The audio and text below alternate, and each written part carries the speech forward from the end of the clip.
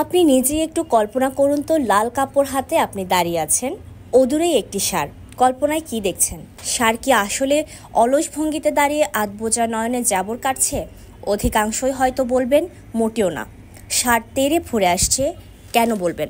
কারণ আমরা মোটামুটি সবাই শুনেছি ষাঁড় লাল রঙের কাপড় দেখলে রেগে যায়। তবে বিজ্ঞান বলছে ভিন্ন কথা। তৃণভোজী প্রাণীরা লাল রং দেখতে পায় না, অর্থাৎ ওরা বর্ণান্ধ। ষাঁড় এক্ষেত্রেও ব্যতিক্রম নয়। যেহেতু এরা লাল রং দেখতেই পায় না, তাই তা দেখে রেগে যাওয়ার প্রশ্নই ওঠে না। লাল রং গ্রহণ করার মতো ক্ষমতা ওদের চোখের রেটিনায় নেই প্রাকৃতিকভাবে। এই কারণে ষাঁড়েরা শুধু হলুদ, সবুজ, নীল ও বেগুনি রং দেখতে পায়। সুস্থ মানুষের চোখের পেছনের দিকে রং শনাক্ত করার জন্য 3 ধরনের কোন সেল রয়েছে, যেগুলো লাল, সবুজ ও নীল রং শনাক্তে সাহায্য করে।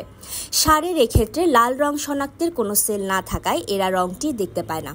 এ অবস্থায় বলা হয় প্রোটানোপিয়া, যার ফলে লাল রঙের কাপড়কে ওরা অনেকটা হলুদাভাব ধূসর রঙের দেখে। তাহলে প্রশ্ন হলো, ষাঁড় কেন রেগে যায়? আসলে স্পেনের বিখ্যাত খেলা বুল ফাইটিংয়ে লাল রঙের কাপড়ের ব্যবহার চলে আসছে বহু বছর আগে হতে, যার কারণে একটি মিথ মূলত প্রচলিত হয়ে এসেছে যে লাল রং দেখলেই ষাঁড় গরু খেপে যায়। তাহলে কি লাল জামা পরে ষাঁড়ের সামনে যাওয়া ঠিক হবে? একদমই না। শিশুদেরও এ ব্যাপারে সতর্ক থাকা জরুরি। মনে রাখতে হবে, জামা আপনি যে রঙেরই পরুন না কেন, ষাঁড়ের সামনে এমন আচরণ করা যাবে না যা ওদের বিরক্তির কারণ হয়ে দাঁড়ায়। Marilyn Annie, Bangladhara desk.